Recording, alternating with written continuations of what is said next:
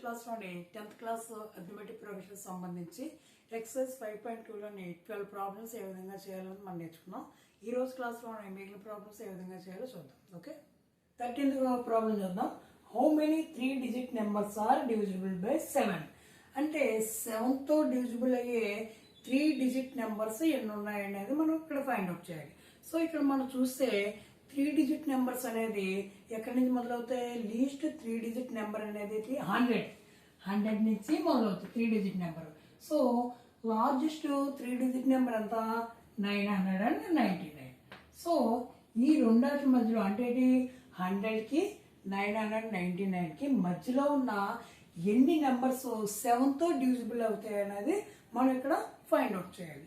So ఇక్కడ 7తో divisible అయ్యే least 3 digit number కావాలనుకోండి. So 100 అనేది 7తో డివిజిబుల్ అవ్వదు.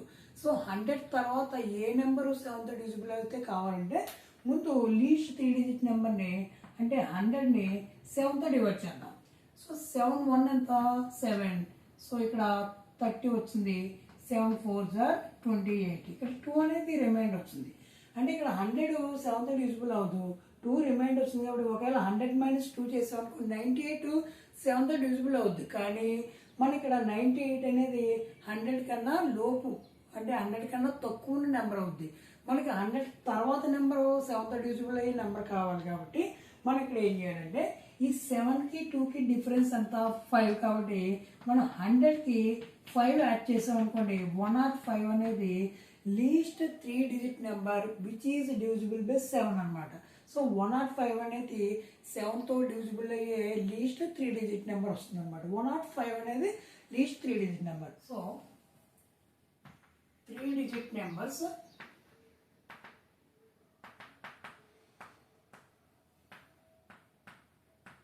which are divisible by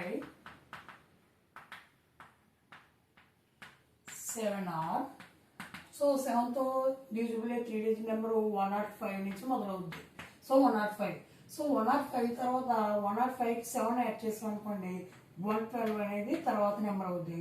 112కి 7 add చేసాం అనుకోండి 119 అనేది తర్వాత నెంబర్. అదే మనకి లార్జెస్ట్ 3 డిజిట్ నెంబర్ 7తో డివిజిబుల్ అయ్యేది కావాలనుకోండి ఇక్కడ లార్జెస్ట్ 3 డిజిట్ నెంబర్ 999ని 7తో డివైడ్ చేద్దాం. సో 7 1 is 7, 29, 7 4 28, సో 19, 7 2 14, 5 అనేది రిమైండర్ వస్తుంది. అంటే మనకి largest 3 digit number which is divisible by 7 కావాలనుకోండి 999లోంచి మనం 5 తీస్తే ఎంత వస్తుంది? 994. సో ఇది largest 3 digit number which is divisible by 7 వస్తుంది అనమాట. సో 994. ఇక్కడ ఒక మనకి అథమెటిక్ ప్రోగ్రెషన్ ఏర్పడింది. ఎందుకు? మనకి 7 అనేది కామన్ డిఫరెన్స్ ఉంది. అలాగే 105 అనేది ఫస్ట్ టర్మ్ అయింది, 994 అనేది లాస్ట్ టర్మ్ అయింది. సో ఇవన్నీ కూడా 7తో డివిజిబుల్ అయ్యే numbers in between 100 and 999.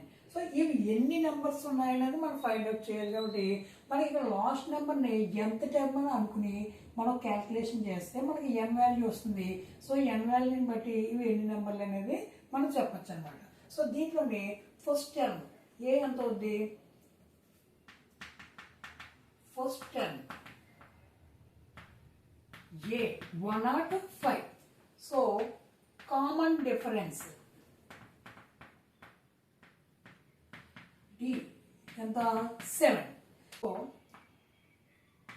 Last term L ఎంత? 994. ఇది లాస్ట్ టర్మ్. సో ఇది లాస్ట్ టర్మ్ మనం ఎంత టర్మ్ అనుకుందాం. దేర్ఫోర్ ఏఎన్ 994 అనుకుని మనం చేద్దాం. సో ఏఎన్ ఫార్ములా ఏంటి? A plus n - 1 into d equal to 994. Okay, ఇక్కడ ఏ అంటే ఎంత? 105. So 105 plus n - 1 into d ఎంత? 7 ఈక్వల్ టు 994. సో 105 అనేది తీసుకెళ్తే n - 1 into 7 equal to 994 minus 105. So n - 1 into 7 equal to 994 నుంచి 105 తీస్తే ఎంత అవుద్ది? 889. సో ఇక్కడ 7 ఇక్కడ మల్టిపుల్ చేసి దగ్గర తీసుకెళ్దాం. n-1 equal 889/7. So n-1 is equal 7. దీంట్లో 7 1 is 7, 7 2s are 14. So 49/7 sir 127 వచ్చింది. సో -1 అదే తీసుకొస్తే n ఈజ్ ఈక్వల్ ఎంత అవుతుంది? 127 + 1. n ఈజ్ ఈక్వల్ ఎంత? 128. So there are 128 terms in between 100 and 999 which are divisible by 7. So ఇక్కడ 128 terms అనేది మనం ఇక్కడ ఫైండ్ అవుట్ చేయడం జరిగింది అనమాట. Therefore 3-digit numbers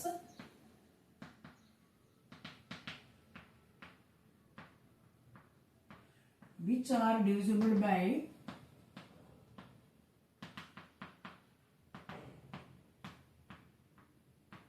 7 or 128 వస్తాయి అన్నమాట. అయితే దీన్ని షార్ట్ కట్లో కూడా మనం చేయొచ్చు. షార్ట్ కట్లో ఎలా అంటే ఏదైనా ఇటువంటి ప్రాబ్లం ఇచ్చి ఒక లీస్ట్ నెంబర్ నుంచి ఒక లార్జెస్ట్ నెంబర్ మధ్యలో ఏదైనా ఒక నెంబర్తో డివిజిబుల్ అయ్యే నెంబర్స్ కావాలనుకోండి, దానికి షార్ట్ కట్ ఏంటంటే లాస్ట్ నెంబర్ నుంచి మనం ఫస్ట్ నెంబర్ తీసేసి ఏదైతే డివిజిబుల్ చేయాలో దాంతో ఆ నెంబర్తో డివైడ్ చేస్తే మనకి ఆన్సర్ వస్తుంది అనమాట. అంటే మనకి షార్ట్ కట్ ఏంటంటే లాస్ట్ నెంబర్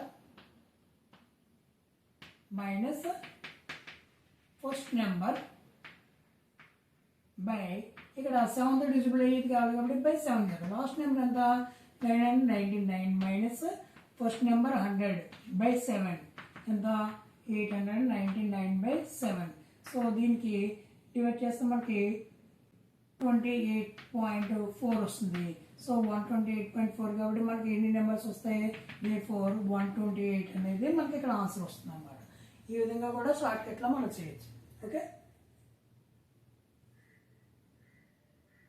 14th ప్రాబ్లం చూద్దాం. హౌ మెనీ మల్టిపుల్స్ ఆఫ్ 4 లై between 10 and 250?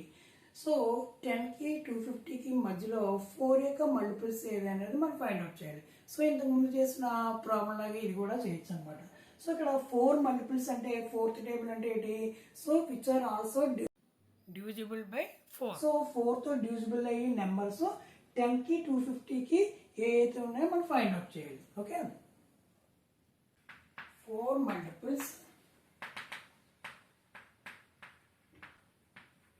between 10 and 250 or 10కి 250కి 4 మల్టిపుల్స్ అంటే 4తో డివిజిబుల్ అయ్యి 10 తర్వాత ఏమవుతుంది? 12 వస్తుంది. 12 అనేది 4తో డివిజిబుల్ అవుతుంది అంటే 4 టేబుల్లో పోతుంది. సో 12 తర్వాత వస్తుంది, దీనికి 4 యాడ్ చేస్తే 16 అనేది 4లో డివిజిబుల్ అవుతుంది. అలాగే 16 4 యాడ్ చేస్తే 20. సో అలాగే లాస్ట్ డిజిట్ కావాలనుకోండి 250 లోపు 4తో డివిజిబుల్ అయ్యేది కావాలనుకోండి మనం 250ని 4తో డివైడ్ చేద్దాం. 4 6 are 24, 10 వచ్చింది రిమైండర్. 4 2s are 8.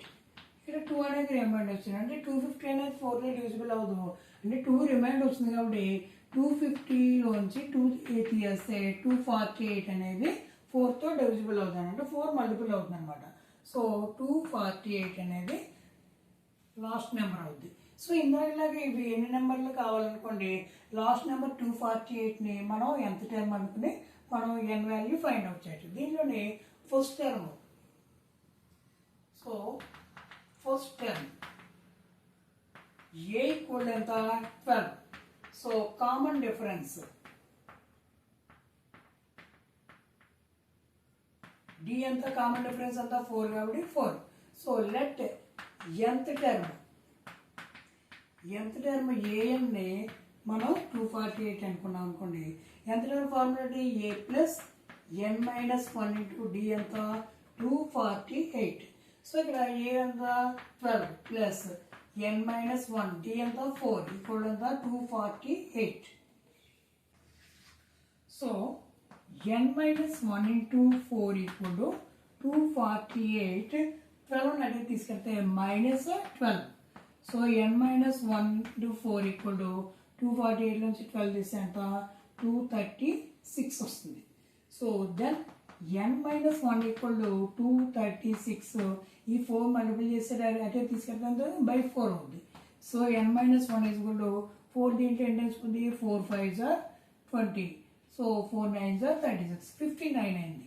సో ఇక్కడ n minus 1 59 అయితే n ఈక్వల్ ఎంత 59 ప్లస్ 1. సో n ఈక్వల్ ఎంత 60 అయింది. సో ఇక్కడ ఎన్ని టైమ్స్ ఉన్నాయి 60 టైమ్స్ ఉన్నాయి అనమాట. ఏంటి 4తో మల్టిపుల్ అయ్యే numbers between 10 and 250 60. So n is equal to 60. So there are 60 numbers in between 10 and 250 which are multiples of 4. Therefore, there are 60 numbers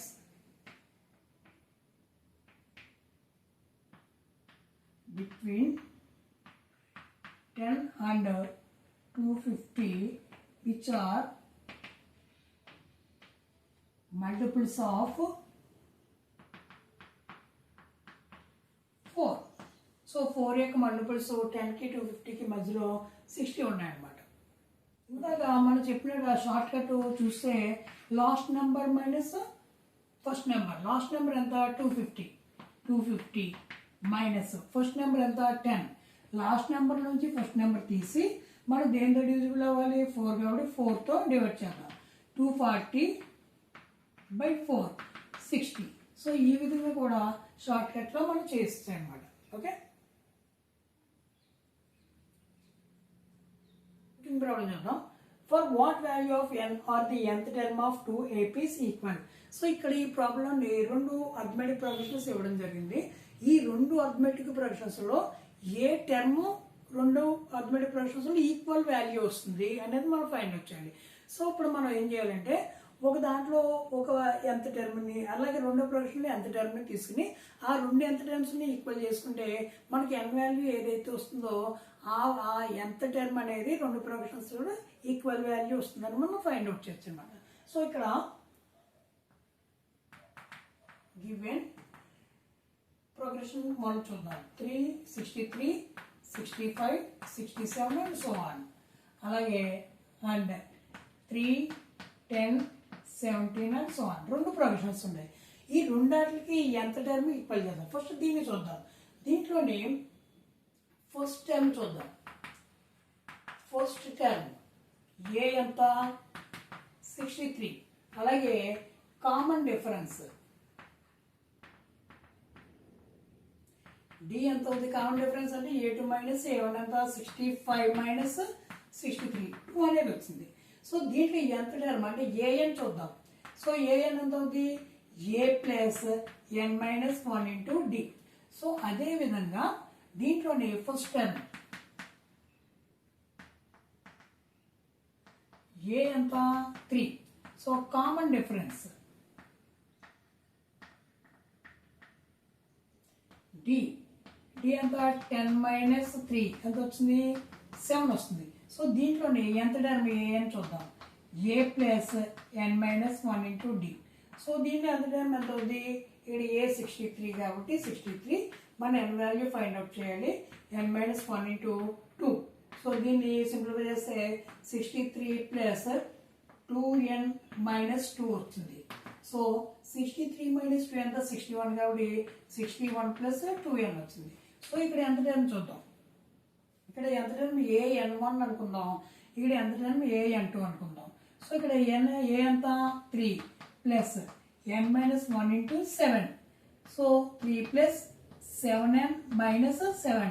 so 3 minus 7 minus 4 వస్తుంది కాబట్టి 7n మైనస్ 4 అనేది వచ్చింది. So ఇక్కడ ఈ రెండాటిలో ఎంత term equal. So let an1 equal to an2. రెండు ఎంత term equal. an1 ఎంత వచ్చింది 61 ప్లస్ 2n వచ్చింది.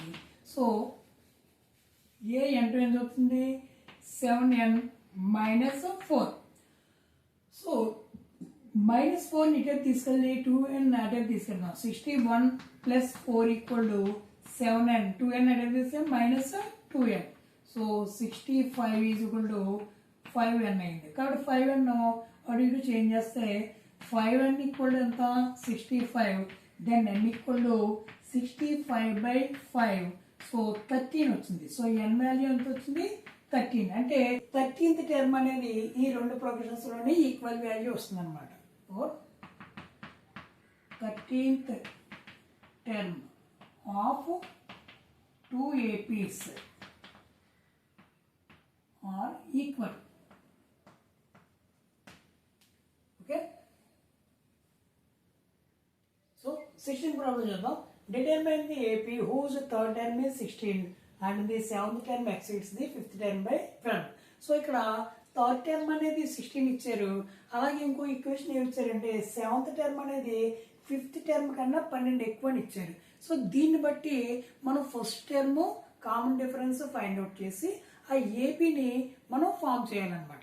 Okay, given third term. So third term A3 equal అంతా 16. సో మనకి ఏం తెలుసు, ఏఎన్ ఫార్ములా ఏంటి, A plus n minus 1 into D. కాబట్టి సో A3 ఎంత అవుతుంది, A plus 2 3 minus 1 2D equal ఎంత 16. దీని ఈక్వేషన్ 1 అనుకుందాం. అలాగే seventh term exceeds the fifth term by 12. అంటే సెవెంత్ టర్మ్ అంతా A7 అనేది ఫిఫ్త్ టర్మ్ కన్నా 12 ఎక్కువ. అంటే A5 కన్నా 12 ప్లస్ 12 ఎక్కువ. సో A7 అంటే A ప్లస్ n మైనస్ 1 అంటే 7 minus 1 into D equal A plus 5 minus 1 into D plus 12. So 7 minus 1 6 కాబట్టి A plus 6D is equal A plus 4D plus 12. So రెండు వైపులా ఏ అనేది క్యాన్సిల్ చేసుకుంటే ఇక్కడ ఏమొస్తుంది 60 ఈక్వల్ 4D ప్లస్ 12 వచ్చింది. సో ఈ 4Dని ఇటు తీసుకొస్తే 6D మైనస్ 4D ఈక్వల్ ఎంత 12. 60 మైనస్ 4D ఎంత 2D ఈక్వల్ ఎంత 12. D ఈక్వల్ 12 బై 2 ఎంత 6. సో D అనేది 6 వచ్చింది. సో Dని మన ఈక్వేషన్ 1లోనే సబ్మిట్ చేస్తే substitute D is equal to 6 in equation 1. So equation 1 అనేది A plus 2D equal to 16. So A plus 2 into 6 equal to 16. A plus 12 is equal to 16. A is equal to 16 minus 12. A is equal to 4. So ఇక్కడ A4 వచ్చింది, D6 వచ్చింది. మనకు కావాల్సిన arithmetic progression ఏమొస్తుంది, therefore required arithmetic progression. అంటే required arithmetic progression కావాలనుకోండి, arithmetic progression కి general form అంటే A plus D, A plus 2D and so on. So ఇక్కడ ఫస్ట్ టర్మ్ 4 అంటే A ప్లస్ D అంటే 4కి కామన్ డిఫరెన్స్ D యాడ్ చేస్తే అంతా 4 ప్లస్ 6 అంతా 10. సో 10కి మళ్ళీ కామన్ డిఫరెన్స్ 6 యాడ్ చేస్తే అంతా 16 వస్తుంది. మళ్ళీ 16 6 వేస్తే 22 వస్తుంది. కాబట్టి మనకు కావాల్సిన రిక్వైర్డ్ అర్థమెటిక్ ప్రొగ్రెషన్ ఏది 4 10 16 22 అండ్ సో ఆన్. ఓకే, మనం ఈరోజు క్లాస్లో అండి 10th క్లాస్ అర్థమెటిక్ ప్రొగ్రెషన్స్లోని ఎక్సైజ్ 5.2లోని 13 నుంచి 16 ప్రాబ్లమ్స్ ఏ విధంగా చేయాలని మనం ఈరోజు నేర్చుకున్నాం. మిగిలిన ప్రాబ్లమ్స్ నెక్స్ట్ క్లాస్లో చూద్దాం. Okay, all the best.